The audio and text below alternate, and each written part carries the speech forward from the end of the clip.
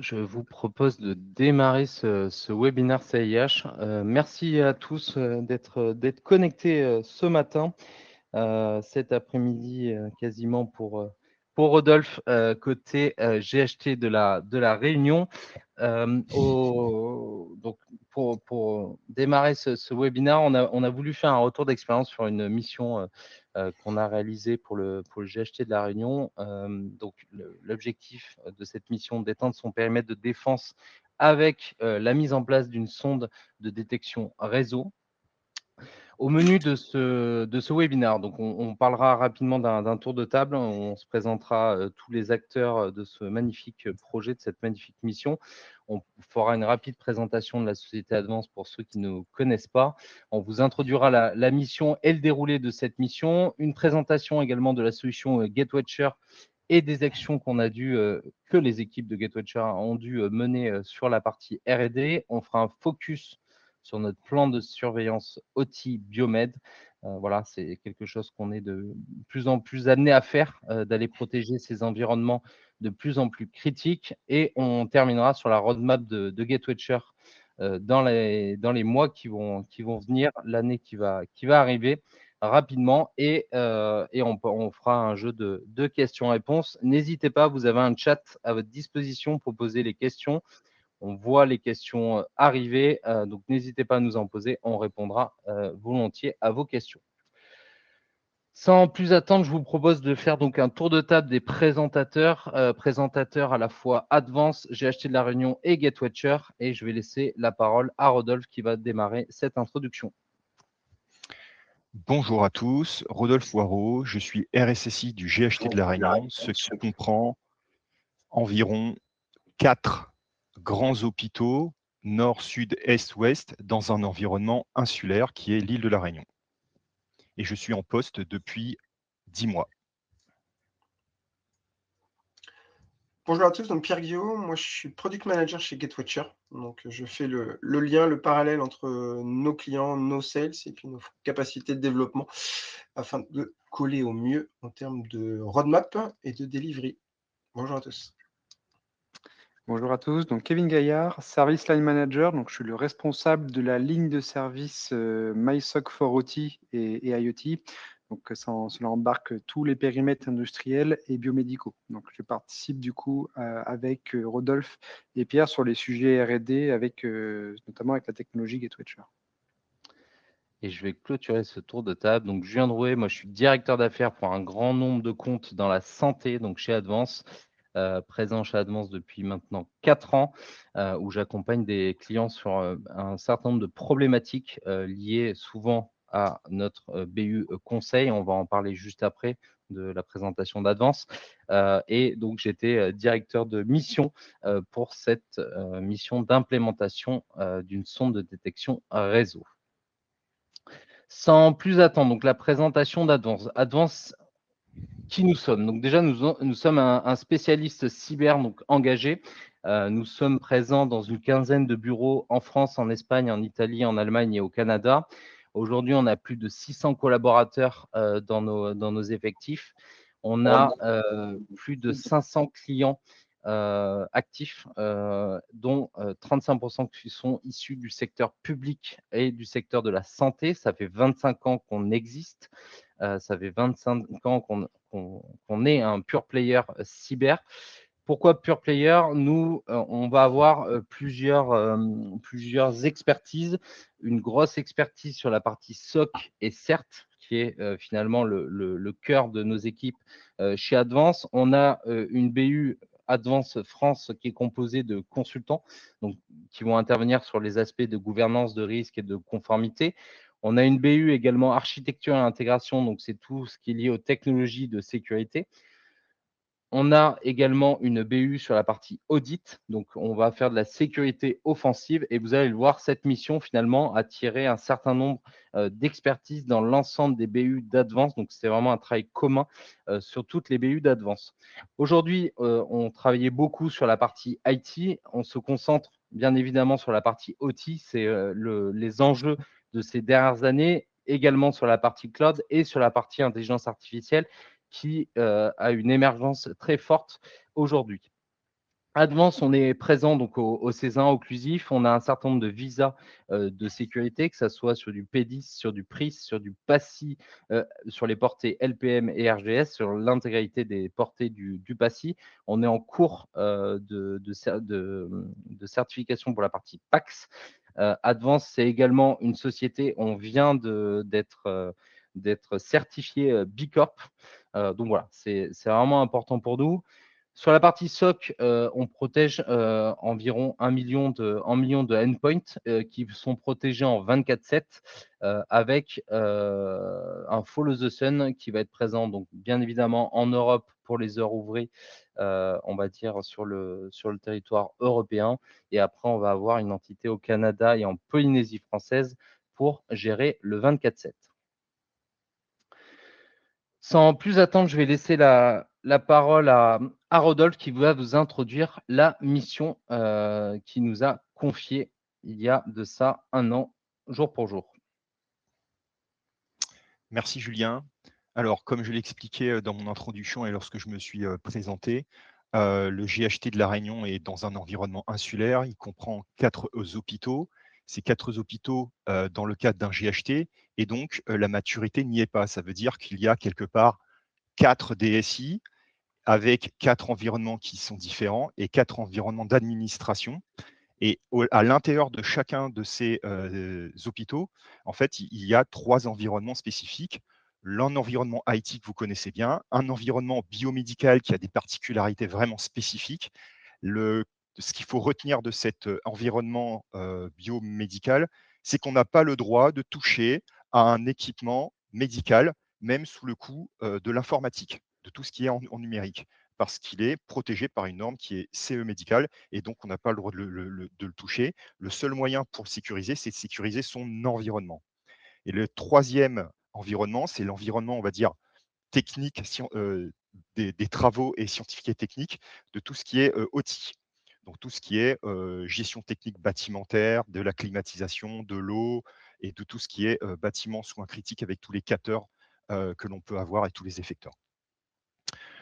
Donc l'objectif principal de la mission, c'était qu'à partir d'un constat de base qui est depuis 2 ou 3 ans, Advance est notre SOC managé et il se base essentiellement sur de l'EDR et quelques remontées dans leur SOC de de tous les logs, essentiellement sur des équipements réseau et des Active Directory. L'idée pour nous, avec l'augmentation des surfaces d'attaque, essentiellement avec des équipements biomédicaux et outils connectés à Internet, de pouvoir surveiller cet aspect. Et donc, pour concrétiser cette initiative, parce qu'on n'est pas capable d'installer des EDR sur des équipements OT et biomédical, c'était d'utiliser une sonde de détection pour pouvoir le faire. Et forcément, on avait envie de le faire de façon souveraine avec un acteur qui est bien connu, qui est Gatewatcher, que je connaissais très bien de mes précédentes affectations à l'ANSSI, qui avait une solution clairement très sécurisée par rapport à ce que vous trouverez ailleurs, ne serait-ce que par la certification CSPN qu'elle avait acquise 2 ans avant. Et donc ce projet visait à améliorer les capacités de détection avec une sonde, sauf que le souci, c'est que faire avec une sonde dans un environnement biomédical et OT, ça nécessitait un développement R&D qui était particulier au regard des protocoles d'information qui étaient utilisés dans le cadre des échanges entre les équipements biomédicaux et leurs serveurs. Suivant, s'il vous plaît. Voilà. Donc les mesures de protection étaient bien cruciales. C'était vraiment un équilibre entre la protection, la défense pour assurer une sécurité maximum. Et dans ce cadre-là, c'est très difficile parce que non seulement on va devoir développer une sonde, mais on va devoir développer un environnement de travail pour des personnes qui ne sont pas habituées. Alors effectivement, des ingénieurs biomédicaux, au niveau de la sécurité, ça commence à monter, mais ce n'est pas encore très mature et beaucoup moins mature que ce qu'on peut trouver dans une DSI, puisque les DSI sont bien habitués avec les alertes que l'on voit et qui remontent de leur SOC chez Advance pour pouvoir les traiter au fur et à mesure, avec les liens, les procédures qui sont, on va dire, rodées. Sauf que dans le biomédical et l'OT, ce n'est absolument pas le cas. Ils ne savent pas du tout utiliser des plateformes de gestion des incidents. Ils ne savent pas, on va dire, gérer des incidents sur des équipements qu'ils n'ont pas le droit de toucher. Donc tout ça, avec les éditeurs, ça demande un peu de travail initialement. Voilà. Et donc, comme je l'ai expliqué tout à l'heure, c'est vraiment 3 périmètres qui sont bien différents, avec 3 équipes techniques qui sont bien différentes, avec des maturités en termes de réseau, de connaissances IT, de connaissances sécurité, cyber et de procédures à adopter avec les éditeurs qui sont complètement dissociées les unes des autres. Et donc le challenge, c'est non seulement la sonde, mais aussi de créer un environnement qui permette de réagir à un certain nombre d'attaques, parce que au GHT de La Réunion, on est persuadé que c'est la prochaine vague d'attaques qui va nous arriver. Voilà. Merci Rodolphe. Merci. Je vais maintenant vous présenter donc le déroulé de la mission, donc comment on a réalisé cette mission. Cette mission, elle a été réalisée sur 6 étapes clés. Une première étape qu'on appelle une étape de pilotage de la mission. Donc, je ne vais pas revenir sur toute la comitologie projet qu'il faut mettre en place pour réaliser ce type de mission. Les 2 points importants de cette étape 1 sont la mobilisation des ressources. Donc, comme on l'a souligné, on est sur 3 périmètres à la fois IT, OT et Biomed. 3 périmètres avec des acteurs qui ne font pas forcément de la SSI. Donc, l'objectif, c'était vraiment de fédérer ces parties prenantes, faire travailler tout le monde.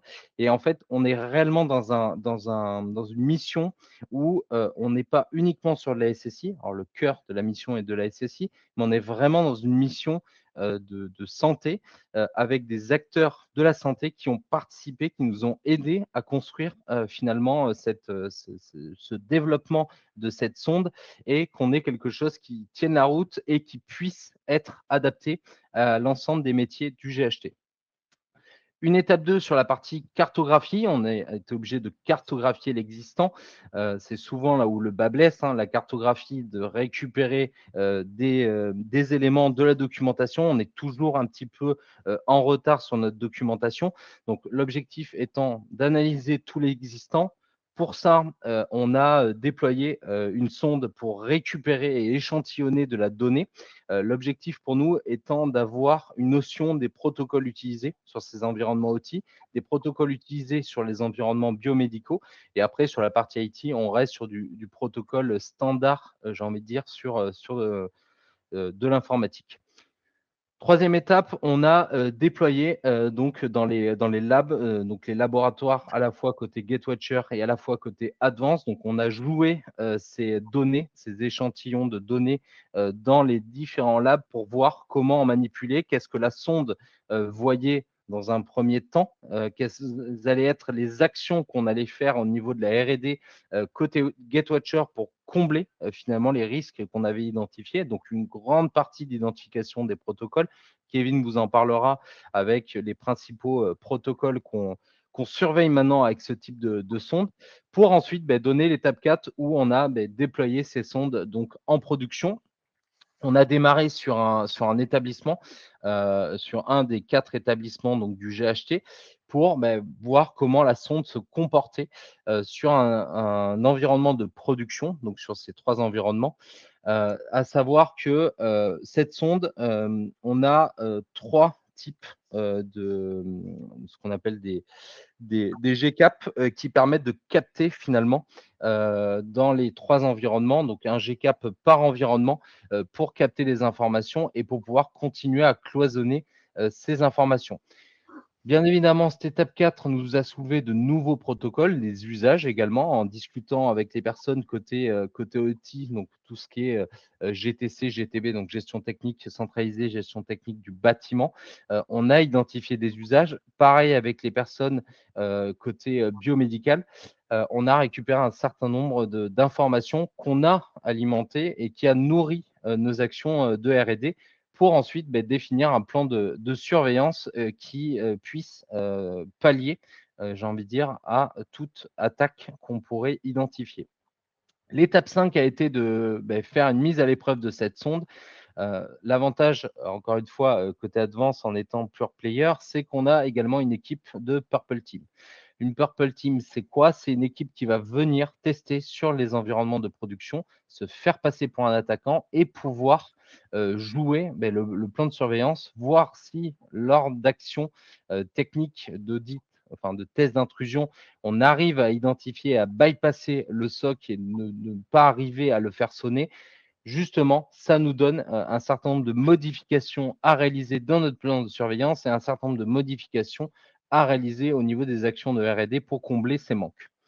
Et ensuite, l'étape 6, donc c'est l'étape assez cruciale pour le GHT, c'est le fait de réaliser un REX de cet établissement pilote, de s'améliorer sur justement la propagation de cette sonde dans les autres établissements et donc de formaliser une étude de déploiement généralisé de la sonde à l'ensemble du GHT. Donc ça veut dire rajouter une multitude d'acteurs, avoir de plus en plus de personnes et de parties prenantes qui vont travailler avec nous, là où on était concentré sur un seul établissement.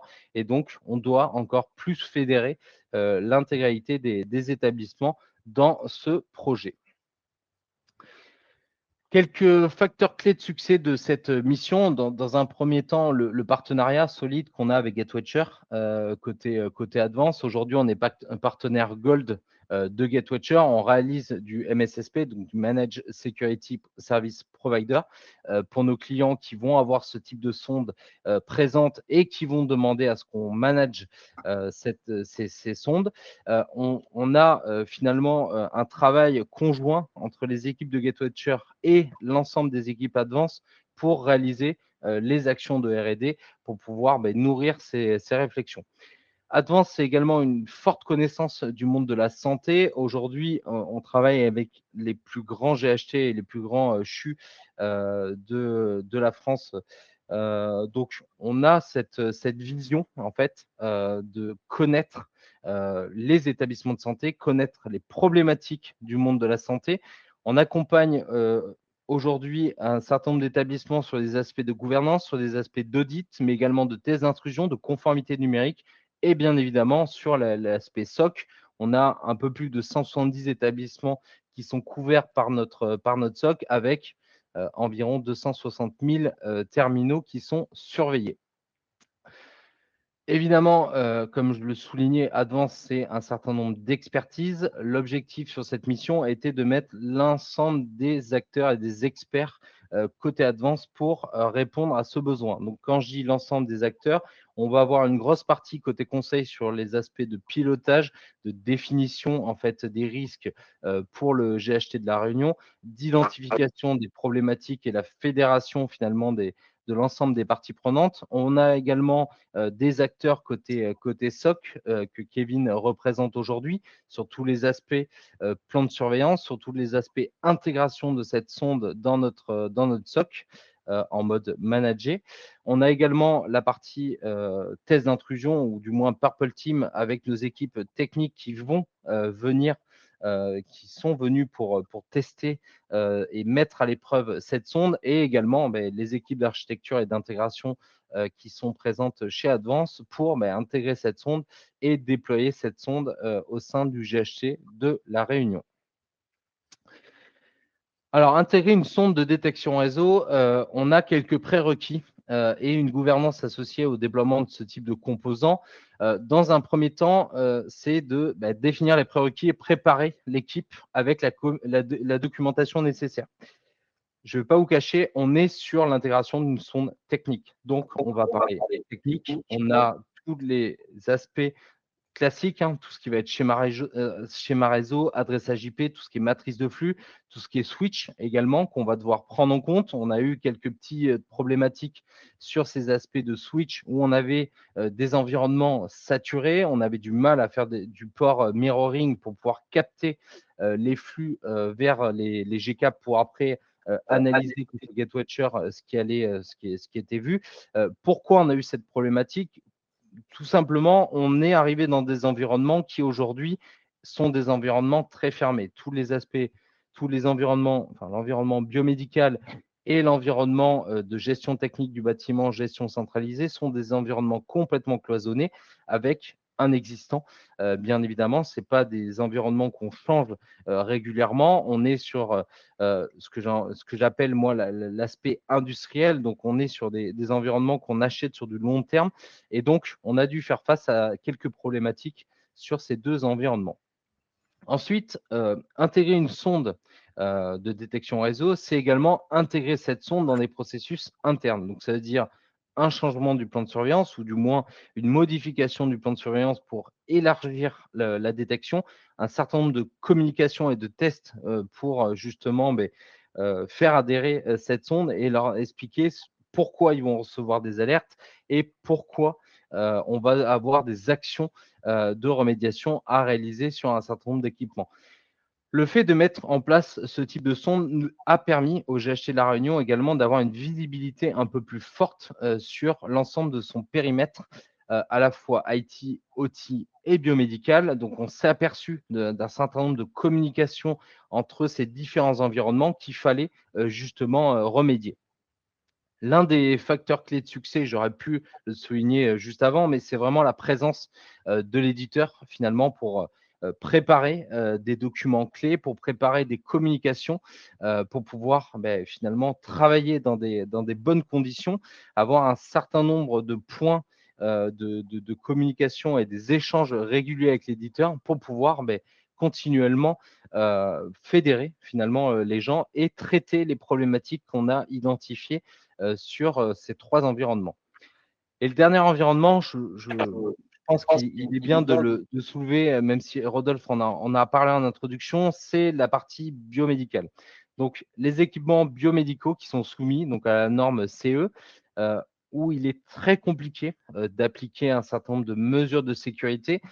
Dans les faits, on ne peut pas appliquer des mesures de sécurité dans l'équipement en tant que tel, mais on peut rajouter des surcouches au-dessus. Et donc, c'est ce qu'on a fait avec cette sonde. Cette sonde a permis également à ce qu'on puisse identifier avec Rodolphe un certain nombre d'actions de cloisonnement, donc plus sur des aspects réseau dans ce cas-là, de savoir comment on traite ces équipements, comment on traite toute la partie fournisseurs, prestataires qui ont ces besoins de venir se connecter à ces équipements, de pouvoir finalement maîtriser ces usages, maîtriser les actions qui sont faites sur ces équipements.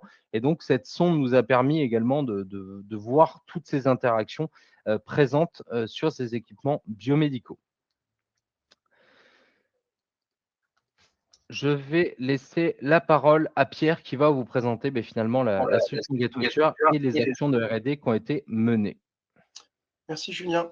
Alors, je vais commencer par passer un peu de temps sur la gauche. Moi, je retiens une chose des propos de Rodolphe et de Julien, finalement, c'est que dans un environnement hospitalier, il y a cette notion de protéger sans toucher. Sans toucher l'équipement qu'on cherche à protéger.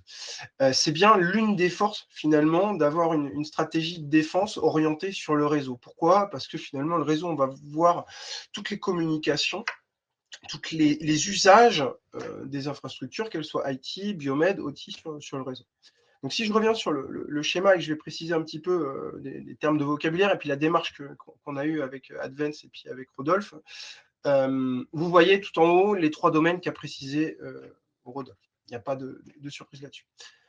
La solution de NDR chez nous, elle est composée de 2 éléments structurants. Donc le GCAP, Julien a lancé le terme comme ça. Voyez le GCAP comme une capacité de collecte du trafic et d'une collecte vraiment sans impact sur votre production aussi. Ça, c'est important aussi à avoir en tête. C'est-à-dire qu'on va, on a parlé de port mirroring, on va copier vos trafics de production, et puis on va travailler sur cette copie, c'est-à-dire qu'on n'affecte pas du tout la production en cours, et je pense que dans un cadre hospitalier, c'est important de le rappeler. Deuxième élément important par rapport à ce GCAP, c'est un peu ce qu'évoquait Julien tout à l'heure, dans son positionnement.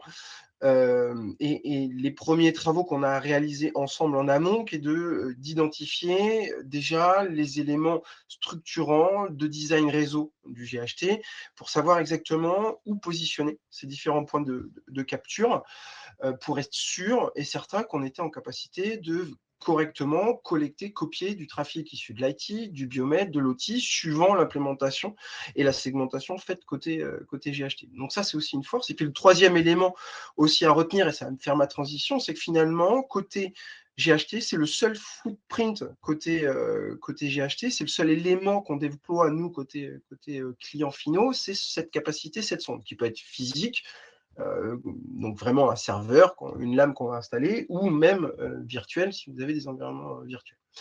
Le deuxième élément, et là, cette fois, il est hébergé dans le cadre du GHT dans nos propres infrastructures chez GetWatcher, donc qui est le G-Center, qu'il faut voir ça comme un manager qui va permettre donc aux analystes de faire l'analyse, la qualification des alertes qui sont détectées. Donc, il y a tout le complément d'intelligence de détection à ce niveau-là, et puis de recherche, de deep dive, donc sur ce qui est métadonnées. Et là, je vais m'attarder un petit peu sur les métadonnées parce que c'est crucial dans le cadre d'un projet avec le GHT, parce que c'est, voyez, les métadonnées comme étant la matière brute issue du réseau, de l'analyse du réseau, qui nous a permis, alors en fait, ce qu'on a fait, c'est qu'on a monté une infrastructure propre de R&D pure GetWatcher qu'on est venu plugger sur le G-Center de management de production du GHT, ce qui nous permettait aussi de travailler à côté sans avoir d'impact sur les travaux d'analyse côté SOC Advance, et puis de travailler, et ça c'est important aussi, je pense, de le rappeler, Rodolphe l'a laissé sous-entendre, Julien aussi jusqu'à maintenant, c'est qu'on est allé sur ce projet-là, et moi c'est ça que je trouve hyper pertinent, finalement on est parti d'un projet très orienté SSI, détection pure des menaces, et puis au fur et à mesure de nos discussions, on est arrivé à de l'usage sécurité, de l'usage métier, je reviendrai là-dessus, et ça c'est aussi important. Ce qui nous a permis donc finalement de faire des dashboards métiers. Alors je laisserai Kevin revenir dans le détail, et puis moi je vous en présenterai aussi quelques-uns derrière, mais c'est vraiment ça aussi qui était important, c'est-à-dire d'aller de la détection pure, d'une solution technique pure, avec un travail à plusieurs mains, Advance en intermédiaire, mais Rodolphe qui nous fournissait aussi énormément d'inputs locaux sur les métiers, sur les attentes, et puis nous, notre capacité flexible de R&D pour travailler avec eux, pour apporter un maximum de valeur. Donc, une fois que j'ai dit ça, comment on s'y est pris ? Globalement, il y a quand même une grosse première phase de travail qui est sur le parsing des protocoles. Alors, spécifique Biomed, mais vous verrez par la suite qu'on n'a pas fait que du Biomed aussi, parce que nous, on voit cette problématique de l'OT dans sa globalité. On travaille avec d'autres acteurs que l'hospitalier aussi sur l'OT. Mais ça, c'est la première chose, parce que c'est ce parsing-là, c'est cette analyse des protocoles spécifiques qui nous permet finalement de créer cette métadonnée, qu'elle serve à un usage métier comme à un usage de pure détection. Ce qui était notre deuxième travail, c'est de créer des règles de détection pure OT, avec vraiment des scénarios qui ont été travaillés de notre côté R&D, alors qu'on fait l'objet, pour votre information, de présentations, notamment à la B-Side, donc il y a une conférence UK à Londres, spécialisée sur la cybersécurité, où on a un de nos collaborateurs qui est allé présenter ces travaux-là. Donc, bien pour vous expliquer, finalement, on va de la détection, mais on fait une bonne détection parce qu'on fait aussi énormément de travail en amont sur des capacités offensives. Et puis ensuite, c'est tout le deuxième gros volet qui est l'apport métier, l'apport métier sécurité, l'apport métier pur du centre, enfin d'une problématique hospitalière, la cartographie des assets. Souvent, on parle de Shadow IT. Sur ces sujets-là, c'est surtout la matrice de flux, c'est-à-dire qu'on a eu la chance sur ce projet-là d'avoir Rodolphe et puis toute l'équipe du GST qui avait quand même une vraie bonne visibilité de leur flux, mais avoir le NDR, c'est aussi confirmer qu'on est dans les clous, ou c'est justement, comme le disait tout à l'heure Julien, avoir un regard critique, un regard extérieur sur des usages qui peuvent paraître assez banal en tant que tel, des connexions de tierces parties pour de la maintenance, etc. C'est de remettre ça aussi à plat, de se reposer les bonnes questions, de l'acter, de savoir comment ça marche, et puis tous les tableaux de bord associés aux usages. Et puis le dernier sujet aussi qui était important, c'est toute la capacité qu'on allait pouvoir proposer de connexion à des bases de connaissances externes. Et je vais revenir là-dessus par la suite. Donc si on passe sur la suite, Julien, globalement, ce qu'on va voir, c'est que quand on va parler de parsing protocolaire, alors, les protocoles, c'est quelque chose qui est assez standardisé. Je vous ai remis ici une certaine liste. Alors, il n'y a pas le DICOM que Kevin va évoquer par la suite, mais ce qui est important de voir, c'est que à travers tous les protocoles que nous, on est amené à travailler d'un point de vue purement réseau, purement technique, eh bien, ça va nous permettre de couvrir un très grand nombre d'équipementiers qui s'appuient sur ces protocoles-là pour mettre en place des infrastructures vraiment outils. J'ai mis les grands noms des Schneider, des Siemens, des General Electric, mais aujourd'hui, c'est plus d'une quarantaine de vendors, d'équipementiers qu'on est capable d'accompagner, ou en tout cas de venir protéger sans toucher. Je reprends ces termes-là, moi, c'est très important, je pense, dans le cadre d'un environnement hospitalier. Et puis, si on regarde sur le slide suivant, qui est la couverture des risques, alors TTP, donc de tactiques, techniques et procédures qui sont utilisées aujourd'hui. Je viens de voir que j'avais une petite coupure, je vais reprendre. Ouais, un framework qui est utilisé pour la consolidation de connaissances sur des TTP, donc des tactiques, techniques et procédures qui sont utilisées par des adversaires. Là, je vous ai mis exclusivement la matrice qui est focalisée ICS, donc celle qui est focalisée OT, si j'essaie de schématiser. Avril 2025, alors il y a eu une mise à jour en octobre dernier, je n'ai pas encore fait la mise à jour, mais c'est déjà pour vous montrer que globalement, en vert, vous voyez que par le réseau, on est capable de venir sécuriser, de venir protéger, de détecter, ou en tout cas de se mettre en capacité de détection de beaucoup de choses sur toute la kill chain, donc sur toute la chaîne d'attaque, sur tous les pivots d'attaque qui vont être utilisés par les attaquants. Donc ça, c'est important. Si on passe après, là, l'idée, c'est vraiment de vous montrer et de préciser ce que j'évoquais tout à l'heure, de la détection à l'usage. Vous avez sur la gauche, je vais dire notre cœur de métier, nous, en tant que vendor, qu'éditeur de solutions de détection réseau, reconnu, c'est vraiment ce volet détection. Donc, vous avez ici la détection. Alors, j'ai flouté un certain nombre d'éléments parce que c'est des captures d'écran du GHT, donc je n'ai pas voulu divulguer quoi que ce soit, mais vous voyez bien qu'on a été capable de faire de la détection sur des protocoles purement OT et biomed, et puis le volet règles de détection spécifiques sur la gauche, des règles de détection créées par GetWatcher qu'on met à disposition dans ces environnements ou qu'on active dans ces environnements-là et qui sont vraiment, vous voyez, BACnet, HL7, DICOM, c'est des choses que Kevin va préciser par la suite, mais qui sont vraiment propres à vos métiers de l'hospitalier. Et puis à droite, vraiment les usages métiers.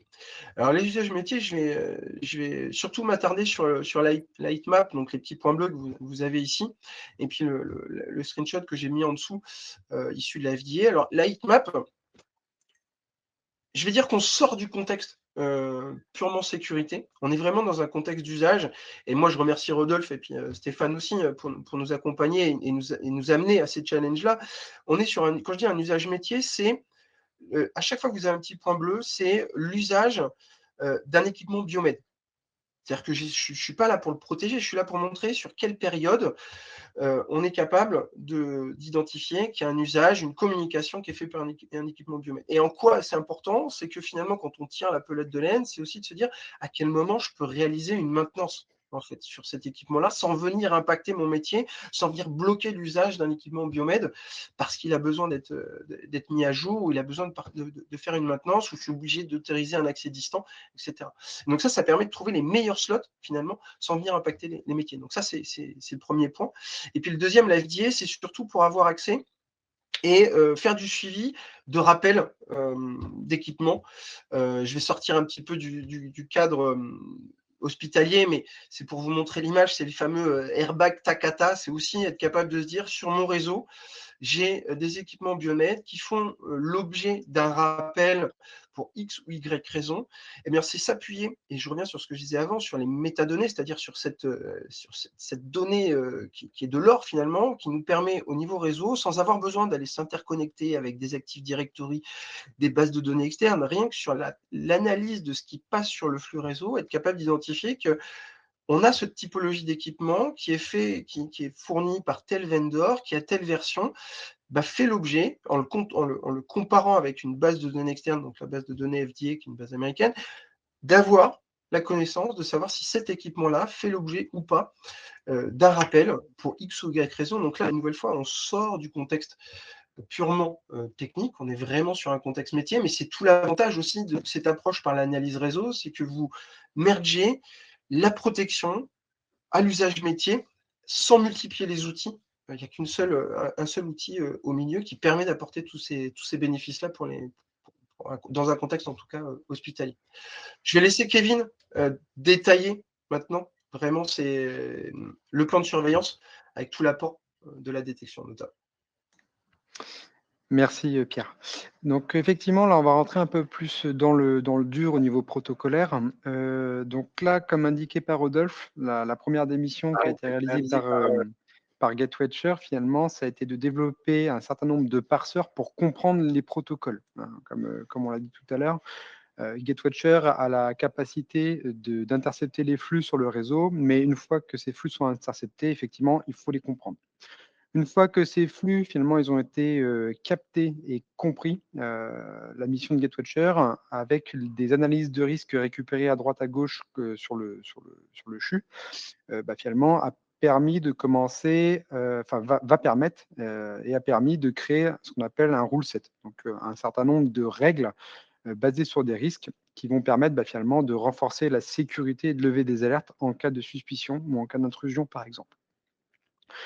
Donc là, à travers, du coup, ces règles qui ont été créées, côté GetWatcher, notre mission côté Advance, finalement, ça a été de regrouper l'ensemble de ce rule set-là, que ce soit sur du protocole Modbus, que ce soit sur du protocole DICOM, que ce soit sur du protocole HL7, de récupérer cet ensemble de règles-là et de les traduire et de les regrouper sous un seul ou deux types de règles traduits ou qui se rapprochent le plus du risque côté cyber CHU.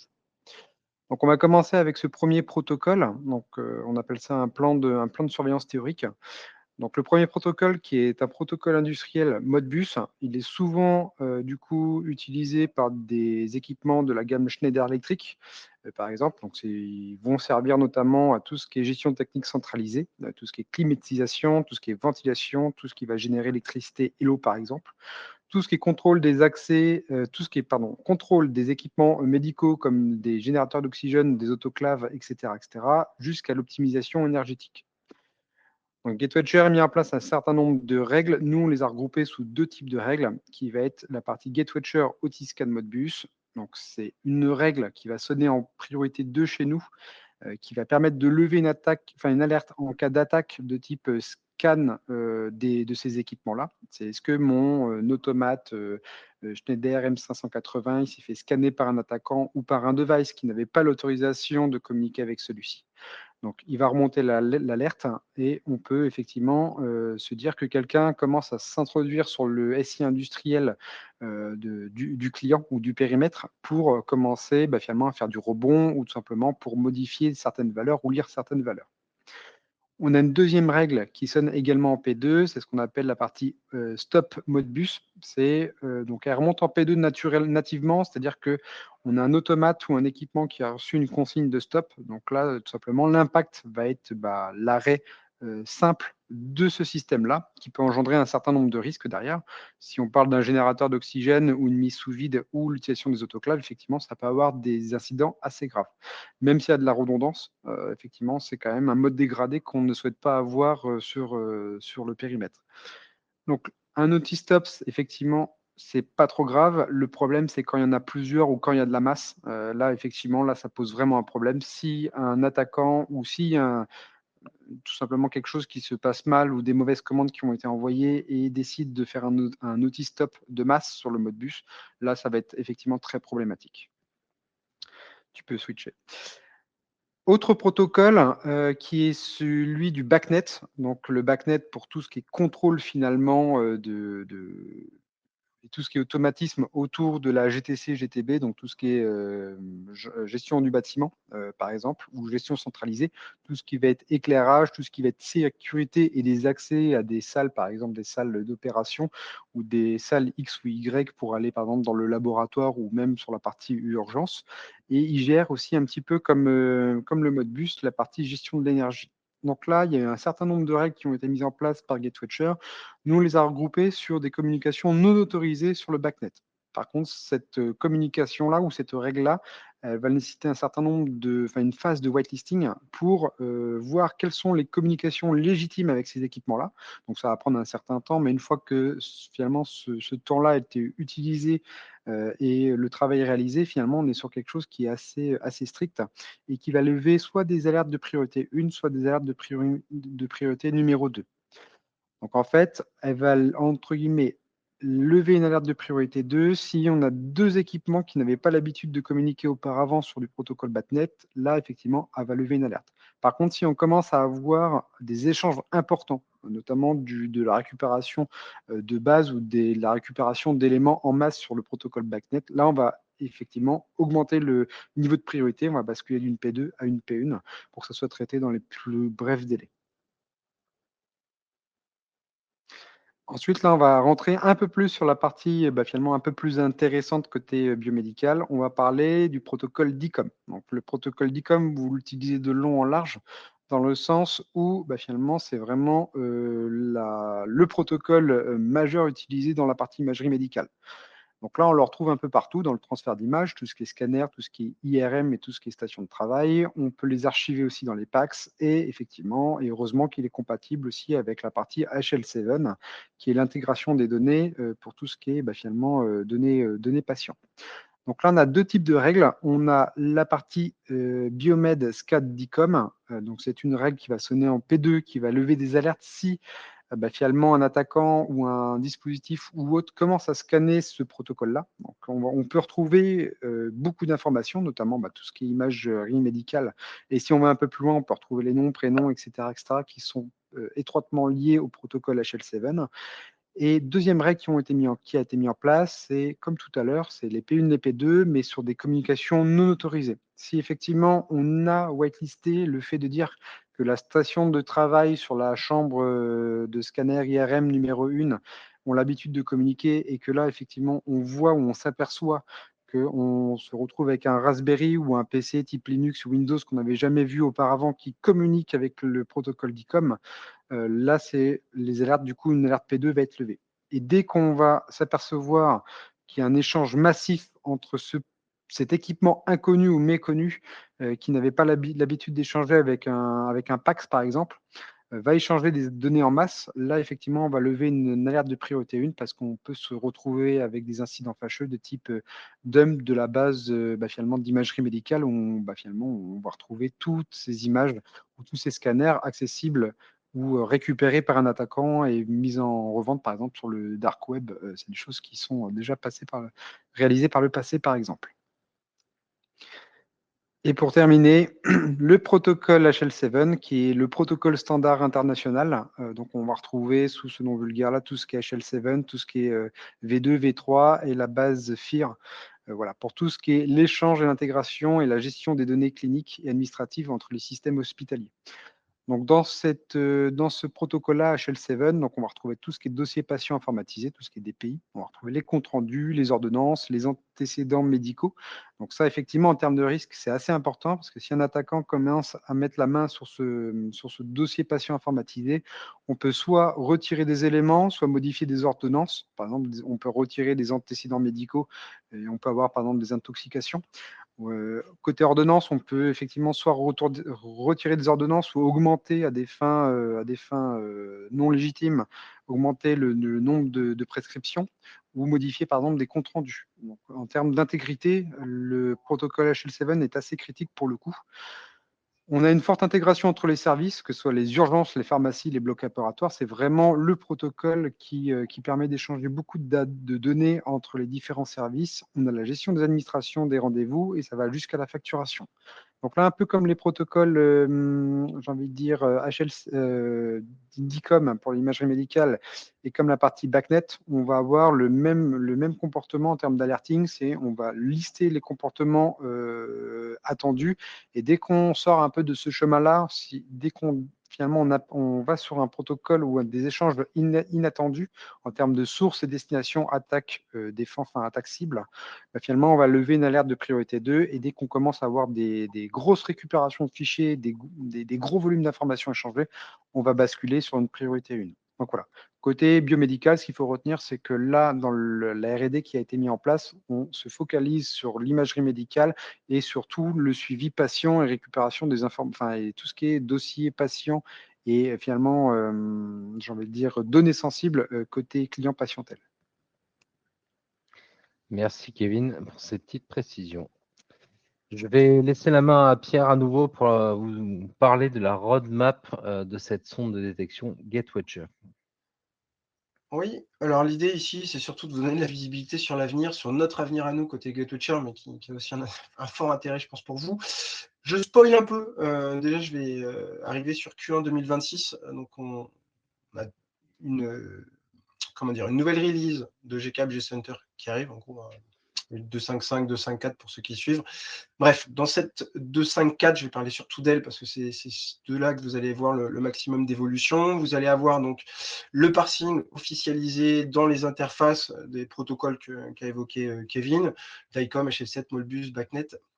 Donc là, vous allez pouvoir les traiter en fait comme tout autre protocole historique qu'on était capable de traiter. Ils vont avoir les mêmes spécificités, en tout cas les mêmes capacités en termes de fonctionnalité qu'un protocole classique IT. Les règles de détection évoquées côté Kevin, effectivement, ça c'est un plus. Moi, j'en profite pour remercier Rodolphe et puis toute l'équipe, Kevin, sur ce volet-là. Je pense que c'est hyper important de montrer ces synergies, ces travaux en commun, parce que si on en arrive, nous aussi, à pouvoir proposer ces règles de détection, c'est issu de ce travail en commun entre vous, notre R&D, pour arriver à des choses qui sont les plus pertinentes possibles. Le troisième volet, qui est la cartographie des assets, donc des actifs, qui est vraiment orienté cette fois sur les actifs sous tension en menace, donc des actifs qui ont détecté ou qui ont déclenché des règles de détection, et puis des tableaux de bord OT, donc là qui vont être plus orientés des tableaux de bord vraiment côté ce que nous on appelle Kibana Threat Hunting, donc avec un niveau de détail très important sur les métadonnées pour avoir une capacité de threat hunting, donc de chasse aux menaces importante sur ces tableaux-là. Et puis l'avenir c'est quoi? Alors c'est ça, mais pas que. Je tiens déjà aussi à introduire un sujet comme ça. On ne va pas travailler que sur ces sujets-là, il y a plein d'autres choses, mais moi, dans le cadre de ce webinaire-là et par rapport aux problématiques qu'on a évoquées depuis le début, ces deux sujets, pour moi, ils sont primordiaux. Le premier, c'est l'inventaire dynamique des actifs, c'est-à-dire obtenir une vision exhaustive de l'intégralité de mes équipements qui communiquent, qui sont actifs sur un réseau. Ça rejoint la notion que j'évoquais tout à l'heure de matrice de flux, de cartographie. C'est savoir qui fait quoi, à quel moment. Il faut savoir que d'un point de vue réseau, d'un point de vue métier, ça peut paraître simple. D'un point de vue réseau, c'est un peu plus compliqué parce qu'une fois que je dis ça, vous prenez un équipement Biomed qui peut avoir un comportement réseau assez entre guillemets standard statique. Si je veux faire ce même exercice-là, et c'est notre ambition pour des équipements qui sont ou des actifs qui sont un peu plus mobiles, je prends un laptop, je prends un smartphone ou tout équipement par exemple qui s'est connecté sur le Wi-Fi, c'est déjà un petit peu plus challenging parce que l'équipement va pouvoir changer d'adresse IP, donc il va falloir qu'on puisse le taguer, le suivre, etc. Et puis tout ça, on veut le relier donc au deuxième élément qui est la cartographie. C'est-à-dire être capable de mapper, de créer une carte réseau dynamique en fonction de ce qu'on est capable de capturer sur le flux réseau. Donc vous avez ici 3 captures d'écran qui sont issues de notre R&D, alors qui sont non contractuelles. Je préfère prendre des pincettes aussi, c'est pour vous montrer un petit peu où on en est sur ces sujets-là. Le plus gros en haut, c'est vraiment une matrice de flux. Quelle machine discute avec quelle machine, sur quel protocole, en utilisant quel service. Et puis, je vous passe les détails, mais on est même aujourd'hui capable d'arriver jusqu'à certains volets applicatifs. Donc, on est plutôt très, très confiant là-dessus. En bas à gauche, vous avez une cartographie 3D d'un réseau. Alors, vous voyez déjà des grosses bulles arriver. L'idée, c'est que déjà, sur cette cartographie-là, on va être capable d'identifier les DNS utilisés, les proxys, et puis surtout, on a vu aussi apparaître des shadows IT notamment, donc des bulles qui sont complètement déconnectées des réseaux quand on a commencé à plugger ça sur des données réelles de clients qui acceptent de partager ça avec nous. Donc ça, c'est une vue 3D sur laquelle on est en train de travailler. Il y a tout un volet encore genre métier à mettre là-dessus, comment je le filtre, comment je fais apparaître certains éléments, parce qu'ici, vous avez un réseau qui est très bien maîtrisé et la cartographie apparaît très bien tout de suite sur des réseaux, quand on le plug sur des réseaux sur lesquels on arrive pour faire des POC, des proof of concept, c'est tout de suite un peu plus périlleux. Ça apporte de la valeur, mais la visualisation est importante dans l'usage. Donc ça, c'est un sujet sur lequel on va travailler. Et puis, je vous disais, la partie heatmap que vous avez en bas, au milieu à droite, là, on est vraiment sur le suivi. C'est une même machine. C'est vraiment prenez-le comme arriver à identifier et à dessiner les traces d'une machine sur le réseau. Donc ça, c'est une même machine en fait qui a changé d'étage dans un bâtiment globalement ou d'antenne d'access point, et puis à chaque fois, elle va changer d'IP, etc. Mais on sait que c'est la même machine, le même utilisateur également qui est connecté dessus. Donc c'est intéressant de voir parce que ce qu'il faut bien comprendre, c'est que derrière, le fait de gagner avec cette capacité d'identifier que c'est la même machine, ça va nous permettre aussi, nous, de réduire le bruit ou les faux positifs en fait, qui sont derrière en termes de détection. Parce que si cette machine, aujourd'hui, elle bouge, mais potentiellement, elle est toujours génératrice d'alerte. Mais potentiellement génératrice d'alerte avec une IP A, une IP B, une IP C. Donc, vous allez avoir 5 IP, alors que là, le fait d'arriver à la tracer et à garder sa trace tout au long de sa vie dans le réseau, tout au long de son activité dans le réseau, et bien, ça va nous permettre vraiment de pouvoir dire, en fait, ces 5 alertes-là, elles sont liées à la même machine, c'est la même machine qui pose problème, et c'est un gain de temps derrière pour les équipes côté Advanced, côté SOC, pour éviter d'avoir ce travail de réflexion et se dire, ah, c'est celle-ci. Alors, c'est quelque chose dès que vous êtes sur une infrastructure, en tout cas des actifs qui sont, je veux dire, statiques, des serveurs, etc., qui ne bougent pas, là, c'est facile. Mais dès qu'on est sur des équipements qui sont beaucoup plus mobiles, c'est une autre paire de manches, si vous me permettez l'expression. Et c'est tout ça qu'on veut apporter avec cette capacité de tracer, de garder le suivi de cette activité-là. Donc ça aussi, ça a un impact au niveau solution pure, parce que pour arriver à faire ça, il faut qu'on introduise de nouvelles notions, notamment sur les métadonnées. Là, aujourd'hui, les métadonnées, on les a très live, en fait. Là, il va falloir qu'on les garde un peu plus longtemps sur certaines valeurs pour justement créer cette trace-là. Donc ça, voilà, c'est des choses qui vont arriver sur 2026 et qui vont apporter, je pense, beaucoup de choses pour tout le monde. Pas que dans le domaine biomède, mais vraiment pour tout le monde, ça va être une réelle avancée globale au niveau du NR. Voilà ce que j'avais à vous partager sur la roadmap. Julien, je te laisse le mot de la fin. Merci, merci à toi, Pierre. Et merci à tous les présentateurs. On va passer aux questions-réponses. Donc, n'hésitez pas, si vous avez des questions, vous pouvez les poser dans le chat qui est mis à votre disposition. Donc, je ne sais pas s'il y a déjà des questions. Une question sur le replay qui a déjà été répondue. Bon, en attendant que les questions viennent, s'il y a des questions, ce qu'il faut réellement retenir, c'est que la construction de ce type de projet est vraiment tournée pour l'établissement de santé. Ce n'est pas un projet purement de SSI, c'est vraiment un projet métier avant tout. C'est comme ça, en tout cas, qu'on a réussi à fédérer et c'est comme ça, c'est la lettre de mission que nous a confiée Rodolphe, de fédérer les métiers, de fédérer les différentes équipes, de comprendre leurs problématiques, comprendre comment la sonde GateWatcher allait pouvoir y répondre. Tout à l'heure, on a souligné le fait, et ça fait partie des réponses qu'on a eues lors des ateliers qu'on a menés avec tout le personnel qui a travaillé, toutes les parties prenantes qui ont travaillé avec nous. Certaines personnes nous ont dit: «Moi, j'attends de cette sonde qu'on ait justement la visibilité sur l'utilisation de certains équipements biomédicaux pour avoir la main sur des aspects de maintenance, pour avoir la main sur la connaissance des versions, pouvoir améliorer en fait la MCO, la MCS». Et donc cette sonde GateWatcher répond également à ce besoin. Pourtant, à la base, c'est une sonde de détection réseau. Elle est là pour se prémunir des attaques, d'identifier des choses anormales qui se passeraient sur le réseau. Et pour autant, on a répondu à une problématique métier qui est celle de mettre à jour des équipements et de connaître des plannings en fait sur lesquels, sur ces plannings-là, les équipements sont les moins utilisés, et donc pouvoir mener des actions purement métier, grâce à cette sonde qui fait à la base de la SSI, qui fait de la sécurité informatique. Et donc voilà, c'est tous ces aspects métiers qu'on a récoltés en intro et au démarrage, donc dans l'analyse de l'existant, donc notre fameuse étape 2, qui nous a permis de construire et de fédérer surtout les personnes autour de ce projet. Heu, Pareil, on nous a demandé beaucoup de cartographie, côté métier, côté biomédical. On nous a demandé d'avoir une cartographie, d'avoir de la visibilité sur les équipements. Voilà, chacun a de la visibilité sur son périmètre, mais pas forcément sur l'intégralité du périmètre biomédical. Donc c'est aussi, ce à quoi cette sonde est capable de répondre avec une cartographie, donc des équipements, au sein du GHT de La Réunion. Je vois qu'une personne est en train d'écrire pour poser une question. Non, c'était pour nous féliciter de ce magnifique projet. Écoutez, si vous n'avez pas de questions, je vais faire le mot de la fin et surtout remercier le GHT de La Réunion, donc Rodolphe et Stéphane. Merci pour votre confiance, merci pour cette mission, merci pour ce projet qu'on a mené maintenant depuis plus d'1 an.